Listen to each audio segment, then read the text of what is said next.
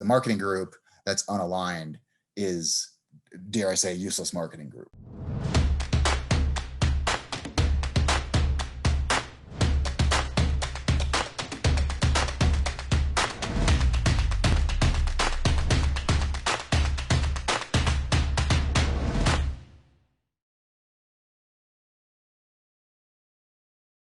Alignment is probably always forefront on my mind, because if you're sales operations, there's really, you're not concerned about alignment because you're servicing the sales team, which ultimately closes the business. But when you're servicing marketing or the channel, they're feeding stuff into the sales group that the sales group then has to close. So you have to make sure that those two functions are really aligned with what the sales team's needs, because if you're not, your efficiency metrics are going to be a disaster. And so coming from marketing, alignment's always the first thing on my mind is, our marketing and the channel group, are they supplying raw material, leads, ops that the sales team wants? And so are they aligned on what they need? And so that's always a focus of mine coming from marketing, because a marketing group that's unaligned is, dare I say, a useless marketing group, right? So if a marketing group is generating leads and inquiries that aren't in the right, customer profile, that aren't in the right segment, that aren't the right company, that they give to the salesperson, and the salesperson can't do anything with them, that marketing group is wasting money. And so you never want to be the marketing group that's wasting money, or the marketing group that's, when the sales team gets in their own room, they make fun of and they can't do anything. And I've been in a lot of companies where we have a marketing group, because they don't have alignment metrics, they have a lot of output metrics, like how many form fills did we get? How many MQLs did we generate?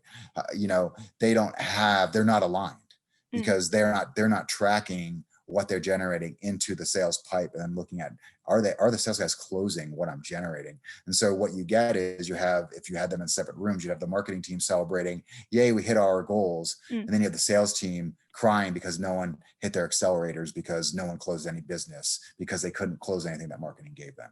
And that's a sound of misalignment, right? If the CMO goes into a sales meeting and touts that they hit all the goals, and the sales guys laugh him or her out of the room, then you know you're misaligned. And if one group's having a party and the other group's not, then you know you're misaligned. So alignment's always on my mind, because just of my background in marketing. And I've been in marketing ops for almost 20 years. So marketing, I was there back in the day when marketing was really just, guessing and parties. And so before the internet, you'd put out an ad in the paper and you'd hope and pray that someone called in, right? You have your trackable number and that's it. But then when the internet came along, you could start getting super granular about how many people are coming to a website, what do they look like, who's opening my email, who's filling out my form, and then tracking that all the way through the funnel. And so it took a while for the rest of the company to change their mind about marketing. And marketing is not really just an expense that you need to do. It's actually a revenue team that is an important part of the company that can generate net new business for the company. And it's not just an expense or a necessary evil, as a lot of CEOs and CFOs thought it was 15, 20 years ago, right? Marketing, I guess we need to do it. Sure, let's put out some ads. Right. And so now it's more of a strategic partner of sales, and how can marketing provide what sales needs and amplify the pipeline. Okay. So that's really cool. The fact that you've been in marketing for so many years, you've seen how the views of marketing ops has definitely changed. So you mentioned a little bit, Mike, about marketing helping with the strategy. How do you feel like these metrics play a part with that big strategy and operations tactical divide? So, how do the metrics bridge the divide between the metrics and the strategy? Really, is that essentially what you're saying? Like So, tactics and strategy. Yeah. So what we do it's really important. So every year, what we do is we sit down and say, okay, and this is pretty common. We'll look at, okay, what is our bookings goal for that year? Right. And then we'll take that bookings goal and we'll say, okay, let's just use simple numbers. The company needs $100.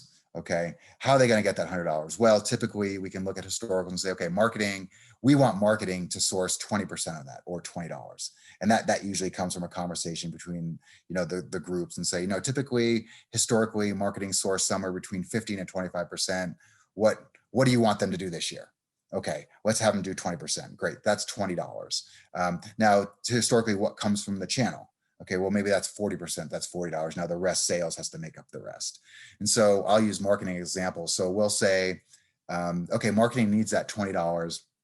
And then I can say, okay, and I'll start with the waterfall and I'll say, okay, to get that $20, an average ASP is 10. So we need 20 deals, or I mean, I'm sorry, average ASP is $1. Let's say, so we need 20 deals to get that $20. How are we going to get those 20 deals?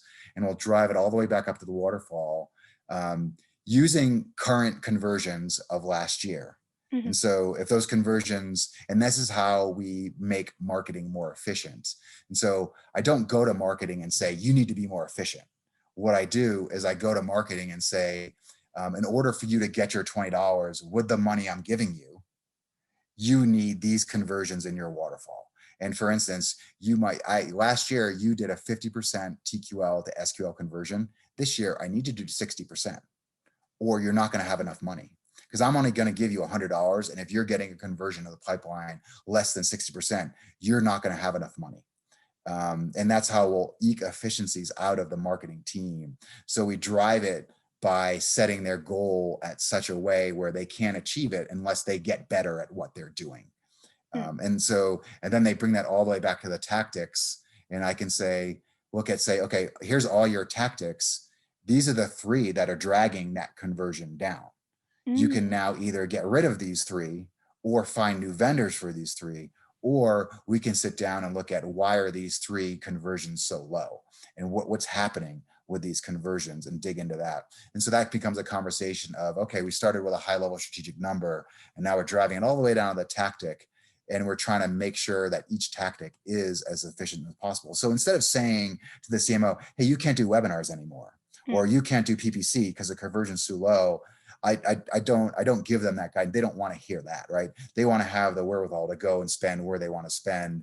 But I will let them know that if you're not getting this conversion through your waterfall, you're probably not going to make your number. And that's how we force marketing, or we force channel, or we force sales to get better at what they're doing, because we'll fund them based on a conversion that we want them to hit.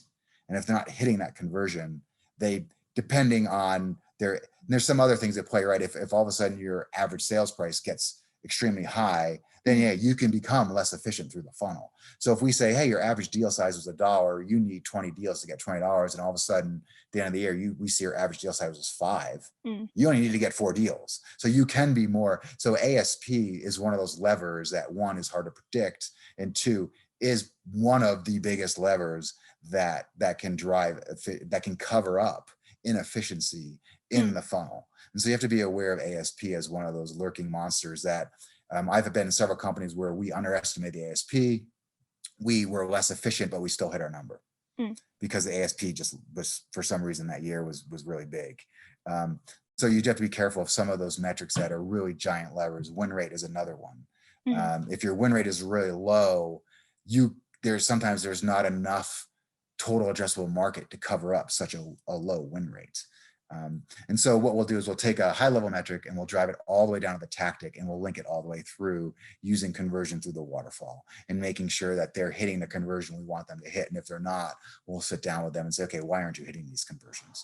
And to get that conversion benchmark, I'll use 2 or 3. Well, one, we'll go use research groups like Serious Decisions or Gartner or Forrester to get just what is the general benchmark for a company our size. So we'll use that as guidance. And then I'll look at what's the past 3 historicals as what we did.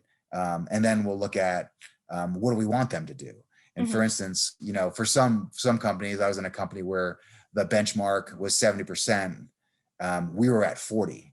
So it's unrealistic to say you need to get 70, but I can say you need to get 45.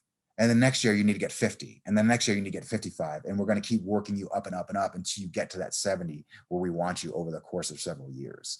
So that's the way, ultimately, you want to get to that benchmark. But you have to start with realistically where you are and give them a goal that's realistic. No one's going to jump, 100% from 40 to 80% in 1 year. And so that's how we drive the overall strategic goal down into the tactical. That is really cool. So what you do essentially is look at what they've done in the past, look at what other people are doing, and also look at what you want them to do. and then Yep. figure out what the actual situation is there.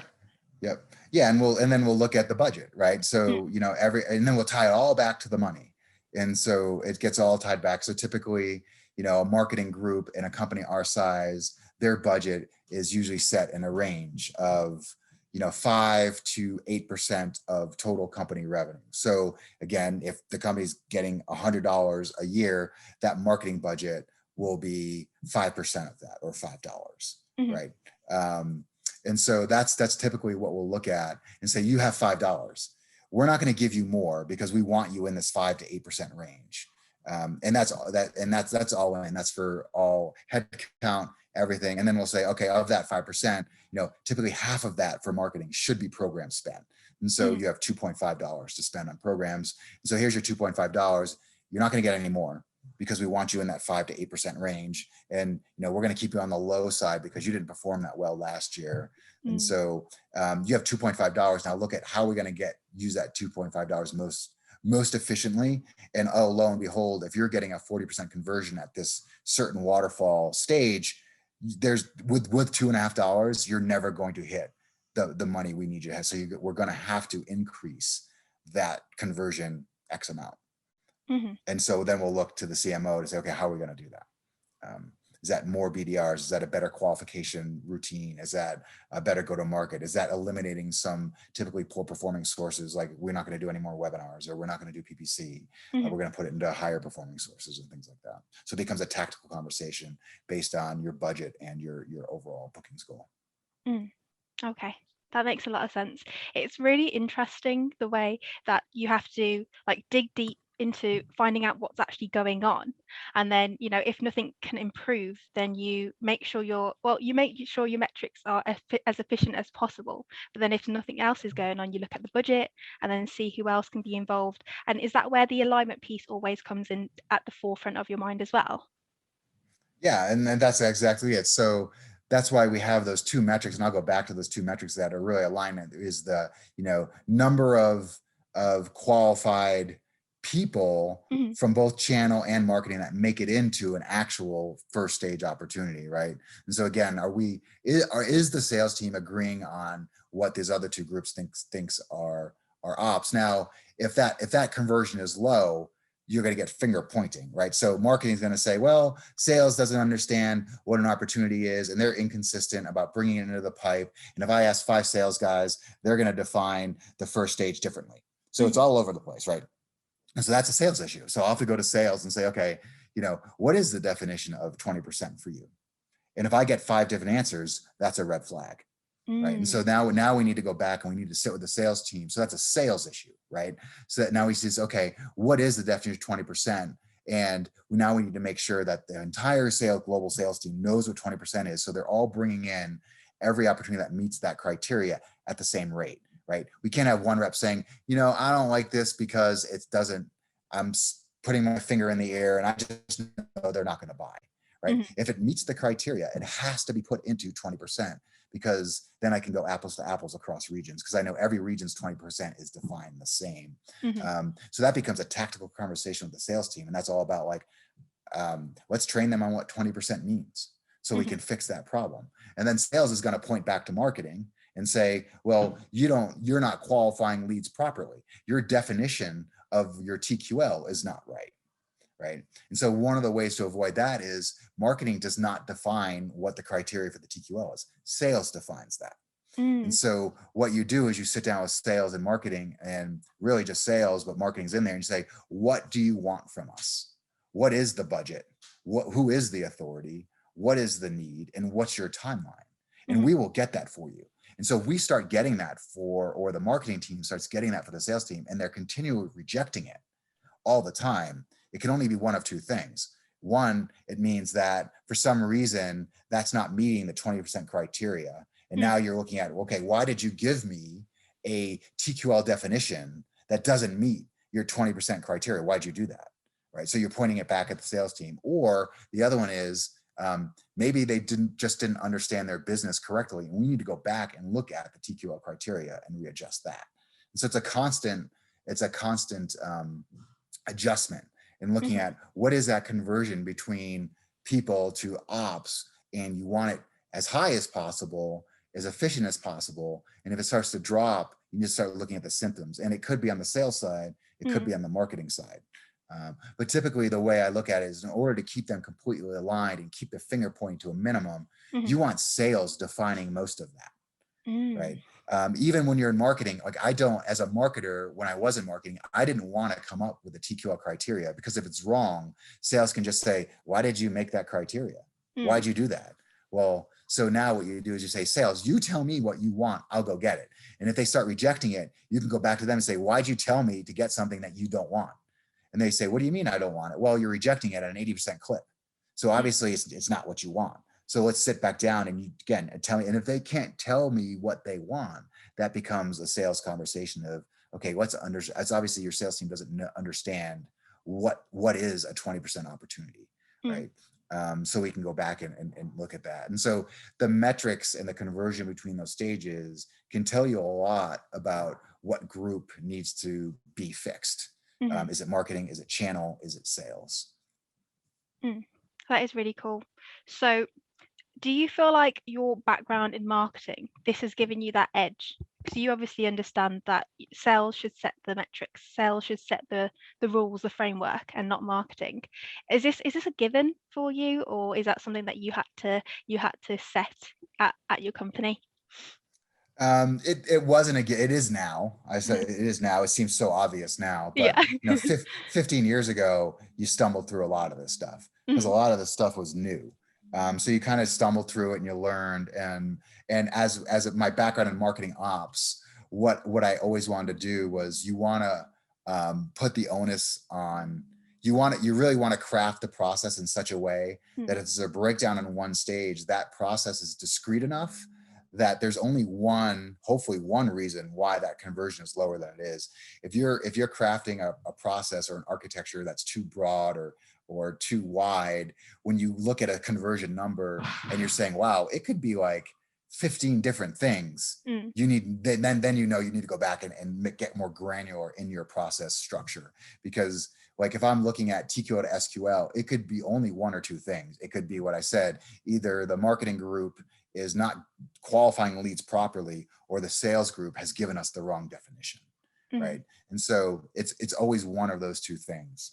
And so that's an easy way to look at metrics and say, I know by looking at this metric and the metric below it or the metric above it, what's wrong, right? If I'm looking at a TQL to SQL conversion and it's really low, too low, but their win rate is astronomically high, I know they're rejecting stuff too much. Right. So I could say, if your win rate's 50%, oh my God, why do I need a salesperson if you're winning 50% of your deals? But their conversion to SQL is 10% and it should be 50. I can say, you need to start bringing more stuff in the pipe. Be more judicious on what you bring in your pipe, because you're winning 50%.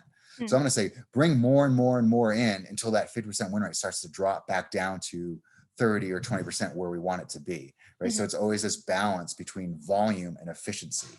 And if you're crafting your process right, that's really easy to look at the metric before, after it, to figure out what's wrong. But that took a while to understand. Marketing ops, really didn't start until, I'd say, the advent of the internet, when marketing started buying SaaS technology by themselves without IT. Right. And then all of a sudden marketing started buying all this technology, and they're like, oh my God, we don't have anyone that can manage this technology, because we have a bunch of, copywriters and a bunch of email people and a bunch of artists and, a bunch of people that can put ads out. And so when they started devouring all this technology, it was a skill set that was missing. So a lot of people were just grappling in the dark as to what worked. But it's obvious now that you want sales to drive most of that, because ultimately sales is the group that closes the revenue. And that's what we want ultimately as a company. You want to book business, and so you always put the onus on sales, and that helps with the finger pointing quite a bit. Okay, that makes sense. Do you have any advice that you would give to someone who is trying to have really efficient metrics and make sure if there is an issue, the metrics will point to that single problem and not just like a bunch of problems? Do you have any advice? Yeah, there's a couple of things. So when you're looking at just in terms of the waterfall, what you'll want to do is, anytime a lead passes from one group to another, there needs to be an explicit acceptance of Mhm. that before that other group works it. So that becomes really important.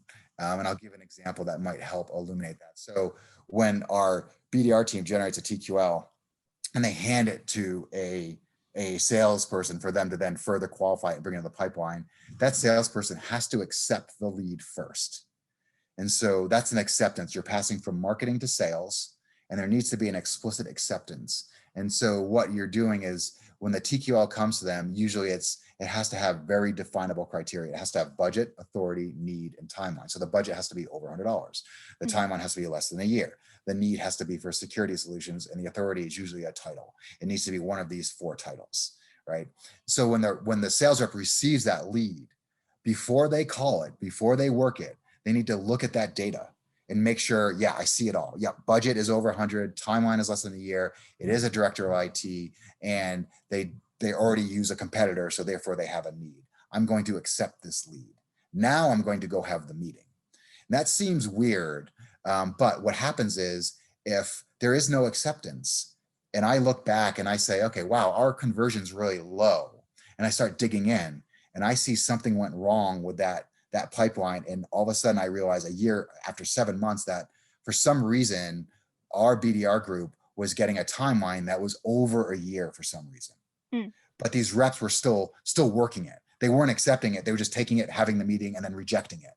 Right now I have a mismatch. Now I say, okay, wow, the reps said they wanted apples, but we were giving them oranges, and they weren't telling us. They were So it's like if accepting you, the oranges. yeah, so it's like a manufacturing line where you're making widgets, and all of a sudden tires get mixed in there, and the guy that's QAing the widgets doesn't say anything, Mm. right? And he just keeps QAing the tires, and then they go out to the consumers, and the consumers are like, wait, I didn't ask for this. I wanted widgets, and you're sending me tires. You don't realize it until 6 months. So what you want the widget guy to do is the minute he sees a tire, he says, nope, I'm not going to QA that tire. I need widgets. And so there needs to be an explicit acceptance, and that took a while to understand.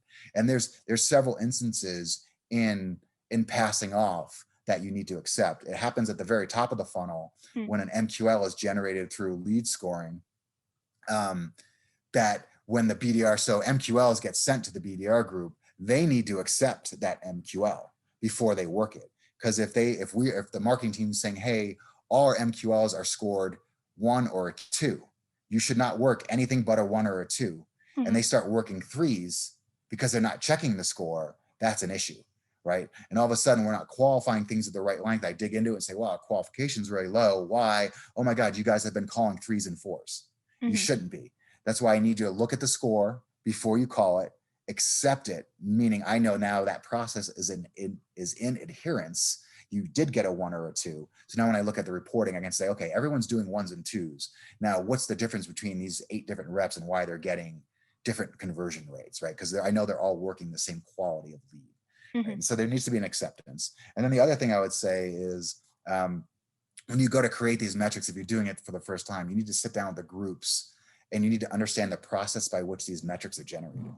Because if that Mm. process is broken, it could be generating bad data that's going to lead you astray. So the first thing to understand is when you go to a channel group and say, okay, what are your core metrics? And they're saying, okay, deal reg is a core metric, pipe by partner is a core metric, and win rate by partner is a core metric. You say, okay, how do you collect your deal regs? And you need to understand that exact process, how they come in, how they're Mhm. vetted, how they're qualified, how they're handed off, and then how the partner pursues them. Because if you don't, anything's broken in there, you're going to be running your models on bad data. Mm. So understand the process. Don't just take, and a lot of times the people in that group, they don't understand the process behind the collection of that metric. They're Mm. just, because they're in the field, they're partners, they're business partner managers, and they just know, yeah, the deal reg is coming in through this portal. I look at them, I hand them to the partner, and that's it. And maybe the partner portal is collecting them in a weird way, or maybe the partner portal is not asking the right questions when the partner submits that deal reg. And so it's important to understand the process by which that data is collected, and then understand, is that process efficient? Is it Mhm. broken? Is it actually telling me the story it needs to tell me? So don't when you meet with these groups, don't just ask them what the metric is. When they give you a metric, ask them how it's collected, and Mm, trace it all the way back and make sure that you as a group understand that process, because part of revenue operations is making sure the process of collection is as efficient as possible. So you'll want to fix any bumps in the road you see there to make sure that the data you're collecting is truly telling the right story. mm. That's really cool. Like I've heard someone say before that RevOps is a human sport, and I totally get why. You have to make sure there's acceptance, everyone understands what's going on. If they're not happy with something, they should definitely just tell, or that issue just keeps going on and on. So that is really Yeah, cool. it's a lot of yeah, it is. I mean, it's a lot of getting people on the same page, Mm, a lot of quelling finger pointing. And one of the, I will end with this, one of the nice things about my background in marketing ops is typically this finger pointing, right? mm, Sales blames marketing, marketing blames sales. And, they hate, and I think in general, tension between those two groups is good. Healthy tension is good because they keep each other honest, mm, and they keep each other accountable. And that's really good. It's when the finger pointing gets, out of control and it becomes antagonistic where it's bad. And so my background in marketing helps me sit down with the sales team, and help the sales team understand what marketing actually does and what mhm, they don't do. Typically, when I'm in a marketing group, and so I've been, marketing, when you're in a marketing meeting only, really all they talk about is what sales wants, right? mm. So marketing is very focused on what sales wants. When you're in a sales group, marketing's never mentioned, ever. They like it. They're pretty much, it's a blind spot to marketing. They just say, how much does marketing give? Great, let's move on. Mm, Right. And they talk about other things. So being able to, like, when I sit down with the VP of sales and he asks, like, why isn't marketing do this? Why isn't marketing do that? If I didn't have a background in marketing, I couldn't answer that. Before I took over sales ops was constantly coming to me saying, hey, why do you do this? Why do you do that? And then they have to relay it back to the VP of sales. And who knows what happens in that game of telephone tag. mm, Right. So having a RevOps leader that understands marketing, and when you get these common complaints about marketing, I can address them immediately and say, hey, that's a misunderstanding. That's not what marketing does. This is what marketing does. Or when you get salespeople that say marketing needs to do more. Well, mm, I say, okay, well, what do you mean more? Well, marketing needs to supply more bookings. And I say, well, marketing actually gave 20% of the bookings this year. And that's what we were pegged at. We were supposed to supply 20%, and we did. And they say, I didn't know that, or mm, I let them know that marketing is typically a coin operated department, right? If we want more leads, we have to go buy more programs. We mm, have to go do more webinars. We have to do more PPC. We have to go to more events. We have to spend more money, where sales is scales. It's not coin operated. You can mm, pay a rep an OTE of 100K, and if they generate more and more pipeline and win more and more money, you don't pay them more and more and more. mm, Eventually that OTE gets capped most of the times, or it's mm, within a range that's predictable. mhm, Marketing's not. I know my cost per lead is $3. If you want more leads, I need another $3. If mm, you want 1,000 leads, I need $3,000. If you need 100, I need $300,000. And so sales is not like that. mhm, You can get your sales reps to generate more, call more, outbound more within reason, without actually escalating the price in a linear fashion, right? mhm, So the you get diminishing returns out of marketing, and you really, that's a it's a you can scale it much better in sales, and sales doesn't usually understand that. mm, And so that's another thing I can convey to sales is, okay, if you want marketing to do more, you need to give marketing more money. Are you willing to do that? No, I'm not. Okay, so, well, 20% sounds right then. Yeah, I guess it does, right? mm, And so them understanding how much is generated from each of these groups is a really poignant story for them to say, okay, typically in your region, marketing is going to give you 30%, channel is going to give you 30%, and your team is going to have to come up with the other 40%. mm, And so if they know that, they can then follow those percentages quarter over quarter and know if one is higher or lower than the historical averages. They know that they have to make it up for an endless source. So if typically they get 30% for marketing, and then one quarter they're getting 25, 20, they can't go back to marketing and say, spend more, buy more, yeah, because marketing has a fixed budget. They can go back to marketing and say, hey, what's happening? Why are we getting less efficient? Let's dig into that. mm, But I can't change it quickly.